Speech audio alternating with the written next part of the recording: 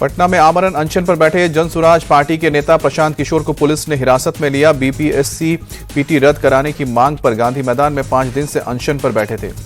प्रशांत किशोर के साथ पुलिस ने उनके साथ अनशन कर रहे बाकी लोगों को भी हटाया। लोगों ने पुलिस एक्शन का किया विरोध। पुलिस ने एक लड़के को थप्पड़ जड़ा। पुलिस ने बिना अनुमति अनशन करने पर प्रशांत किशोर को दिया था नोटिस। पुलिस उन्हें एम्बुलेंस में बिठाकर अज्ञात जगह ले गई। बीपीएससी परीक्षा को लेकर चल रही आज पूरे बिहार में मार्च और पुतला दहन। बीजेपी नेता रमेश बिधूड़ी का एक और विवादित बयान। सीएम अतिशी के सरनेम को लेकर आपत्तिजनक टिप्पणी की। उन्होंने कहा कि अगर मेरी टिप्पणी से किसी को ठेस पहुंची है तो मैं इस पर खेद व्यक्त करता हूं और अपने शब्द वापस लेता हूं। रमेश बिधूड़ी बोले, कांग्रेस पार्टी लालू यादव से माफी मंगवाए और पवन खेड़ा ने जो पीएम के पिताजी के बारे में जो टिप्पणी की उसके लिए माफी मांगे। बिधूड़े के बयान पर आप संयोजक अरविंद केजरीवाल ने बोला हमला। कहा कि एक महिला मुख्यमंत्री का अपमान दिल्ली की जनता सहन नहीं करेगी, सभी महिलाएं इसका बदला लेंगी। सीएम अतिशी ने कहा कि टिप्पणी बीजेपी की मानसिकता दिखाती है, वो दिल्ली की महिलाओं को कैसे देगी सुरक्षा। दिल्ली के मंत्री सौरभ भारद्वाज ने कहा कि दिल्ली का एक सभ्य समाज है और जनता ऐसे राजनेताओं को जवाब देगी। सांसद चंद्रशेखर आजाद ने बयान की कड़ी निंदा की। कहा कि यह तो बहुत ही घटिया और ओछी टिप्पणी है, बीजेपी से पूछा जाना चाहिए जवाब। यूपी कांग्रेस के अध्यक्ष अजय राय ने बयान को शर्मनाक बताया। यह देश की सभी महिलाओं का अपमान। कांग्रेस सांसद शशि थरूर ने कहा कि एक दूसरे का सम्मान जरूरी है, राजनीति में एक दूसरे का अनादर ना करें। कांग्रेस सांसद किशोरी लाल शर्मा ने कहा कि बयान बहुत निंदनीय है, इसकी पुरजोर भर्त्सना करते हैं। दिल्ली बीजेपी अध्यक्ष वीरेंद्र सचदेवा ने कहा कि इस तरह की टिप्पणी से बचना चाहिए, लेकिन कांग्रेस को अपना दोहरा व्यवहार छोड़ने की जरूरत है। आज जम्मू रेल डिवीजन की आधारशिला रखेंगे पीएम मोदी। वीडियो कॉन्फ्रेंसिंग के जरिए कार्यक्रम में शामिल होंगे। जम्मू रेल डिवीजन देश का 69वां डिवीजन होगा। जम्मू कश्मीर और आसपास के क्षेत्रों को काफी फायदा होगा। जम्मू रेल डिवीजन को लेकर बोले केंद्रीय मंत्री जितेंद्र सिंह, लंबे वक्त से ये लंबित था, देश के बाकी हिस्सों से जुड़ जाएगी कश्मीर घाटी। पीएम मोदी आज हैदराबाद के चिरापल्ली रेलवे स्टेशन का करेंगे उद्घाटन। वीडियो कॉन्फ्रेंसिंग के जरिए कार्यक्रम में शामिल होंगे। 413 करोड़ की लागत से बना है स्टेशन। दिल्ली की जनता से पीएम मोदी ने अपील की है कि इस बार चुनाव में बीजेपी को मौका दे। आपदा सरकार के पास दिल्ली के लिए कोई विजन नहीं है। पीएम मोदी ने दिल्ली सरकार की कमियां गिनाई। कहा कि गर्मी में पानी की किल्लत रहती है, सर्दी में प्रदूषित हवा से लोग परेशान रहते हैं। इन लोगों ने हर मौसम को आपातकाल बना डाला। पीएम मोदी ने शीश महल का भी मुद्दा उठाया। दिल्ली के लोग जब कोरोना से त्रस्त थे तो बजट से 3 गुना ज्यादा खर्च करके आप वालों ने शीश महल बनवाया। पीएम मोदी ने दिल्ली वालों को 12,200 करोड़ रुपए से अधिक की लागत वाली परियोजनाओं की सौगात दी। दिल्ली मेट्रो के फेज 4 जनकपुरी वेस्ट से लेकर कृष्णा पार्क एक्सटेंशन के बीच मेट्रो की शुरुआत की। पीएम मोदी ने दिल्ली मेट्रो में लिठाला कुंडली कॉरिडोर की आधारशिला रखी। करीब 26.5 किलोमीटर की दूरी में 21 स्टेशन होंगे। दिल्ली मेरठ रैपिड रेल को विस्तार के लिए प्रधानमंत्री मोदी ने यूपी के साहिबाबाद से दिल्ली के न्यू अशोक नगर तक नमो भारत ट्रेन की शुरुआत को हरी झंडी दिखाई। पीएम मोदी ने खुद टिकट खरीदकर नमो भारत ट्रेन में यात्रा की। यात्रा के दौरान स्कूली बच्चों और लोगों से बातचीत भी हुई। न्यू अशोक नगर से मेरठ साउथ के बीच 11 स्टेशन है। हर 15 मिनट के बाद ट्रेन मिलेगी। स्टैंडर्ड कोच का किराया 150 रुपए और प्रीमियम कोच का किराया 225 रुपए है।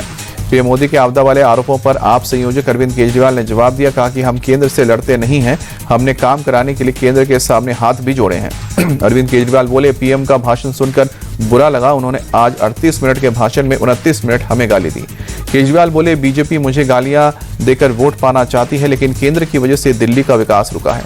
कई परियोजनाओं के उद्घाटन पर आप सांसद संजय सिंह बोले, इससे बीजेपी को कोई फायदा नहीं होने वाला। परियोजनाओं के लिए सिर्फ केंद्र सरकार को ही क्रेडिट नहीं जाता है। शिवसेना यूबीटी सांसद संजय राउत बोले, बीजेपी की आदत है चुनाव से पहले परियोजनाओं का उद्घाटन करने की, लेकिन दिल्ली की जनता केजरीवाल के साथ है। अपने निर्वाचन क्षेत्र कालकाजी के एक सरकारी स्कूल में सीएम अतिशी ने शूटिंग रेंज का उद्घाटन किया। दिल्ली के एलजी विनय सक्सेना ने यमुना फ्लड प्लेन में यमुना वाटिका का उद्घाटन किया। वाटिका में नंदी की 57 टन की प्रतिमा लगी है। एलजी ने ओल्ड राजेंद्र नगर में एक लाइब्रेरी का भी उद्घाटन किया। विकास को लेकर किसान नेता जगजीत सिंह ढलेवाल को लेकर आज सुप्रीम कोर्ट में सुनवाई। उनके स्वास्थ्य को लेकर दायर की गई है अवमानना की याचिका। आज शंभू बॉर्डर पर गुरु पर्व मनाएंगे किसान। गुरु गोविंद सिंह जयंती के बहाने अपनी ताकत का प्रदर्शन करेंगे। दिल्ली के कालकाजी से कांग्रेस कैंडिडेट अलका लांबा बोली, नई दिल्ली सीट से अरविंद केजरीवाल चुनाव हारेंगे, उनके खिलाफ माहौल है। अलका लांबा बोली, दिल्ली की जनता इस बार कांग्रेस को मौका देगी। दिल्ली की बदहाली के लिए आप और बीजेपी दोनों पार्टियां जिम्मेदार। नई दिल्ली से कांग्रेस कैंडिडेट संदीप दीक्षित बोले कि कांग्रेस अपने 10 साल के शासन और बीजेपी आप सरकार की नाकामियों पर चुनाव लड़ेगी। संदीप दीक्षित बोले कि क्रिकेट में जैसे हैट्रिक होती है वैसे ही केजरीवाल, आतिशी और मनीष सिसोदिया राजनीति से आउट हो जाएंगे। नई दिल्ली से बीजेपी कैंडिडेट प्रवेश वर्मा ने सीएम आतिशी को खत लिखा, कहा कि नई दिल्ली क्षेत्र की जनता शीश महल को देखना चाहती है। बीजेपी सांसद अनुराग ठाकुर बोले केजरीवाल भ्रष्टाचार की विश्व मिसाल बन गए हैं। हरियाणा के सीएम नायब सैनी ने केजरीवाल को झूठा बताया, कहा कि पहले कांग्रेस को गाली देते थे फिर गले लगते हैं केजरीवाल। केंद्रीय मंत्री गिरिराज सिंह बोले लालू यादव को हार का डर है, इसीलिए वो सीएम नीतीश के आगे घुटने टेक रहे हैं। लालू यादव के ऑफर पर सीएम नीतीश कुमार बोले गलती से 2 बार उनके साथ चले गए थे, लेकिन अब फिर पुराने साथियों के साथ ही हैं। सीएम नीतीश ने लालू यादव के कार्यकाल को याद किया, कहा कि शाम के बाद कोई घर से निकलता नहीं था, आरजेडी ने कोई विकास का काम नहीं किया था। सीएम नीतीश के बयान पर शरद गुट के नेता जितेंद्र आह्वाड ने चुटकी ली, बोले तीसरी बार भी वो यही गलती करेंगे।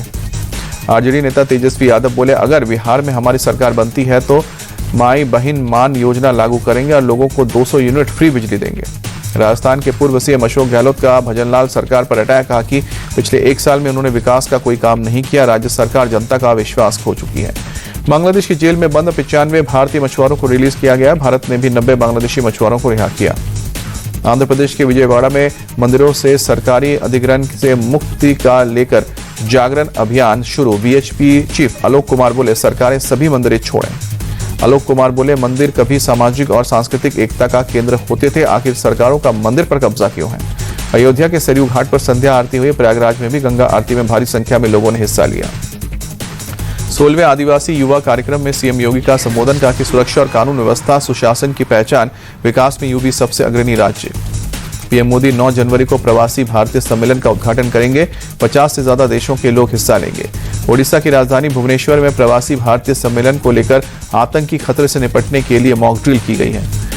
पत्रकार मुकेश चंद्रकार हत्याकांड को लेकर छत्तीसगढ़ सरकार सख्त, मुख्यमंत्री विष्णुदेव साय बोले अन्याय और अपराध के खिलाफ पूरी मजबूती के साथ कार्रवाई करने के लिए राज्य सरकार प्रतिबद्ध है। मुख्यमंत्री विष्णुदेव साय ने कहा कि दोषियों को कानून के दायरे में लाकर पीड़ित परिवार को न्याय दिलाएंगे, किसी भी दोषी को नहीं बख्शा जाएगा, जनता का विश्वास और सुरक्षा हमारी प्राथमिकता है। सीएम विष्णुदेव साय से मिले भारत में अमेरिकी राजदूत एरिक गार्सेटी, छत्तीसगढ़ की मेहमान नवाजी और समृद्ध संस्कृति के साथ मुख्यमंत्री के विजन की तारीफ। अमेरिकी राजदूत ने बस्तर भ्रमण की इच्छा जताई, बोले परिवार के साथ बस्तर जाऊंगा। छत्तीसगढ़ में अमेरिकी निवेश को बढ़ाने पर भी बात हुई।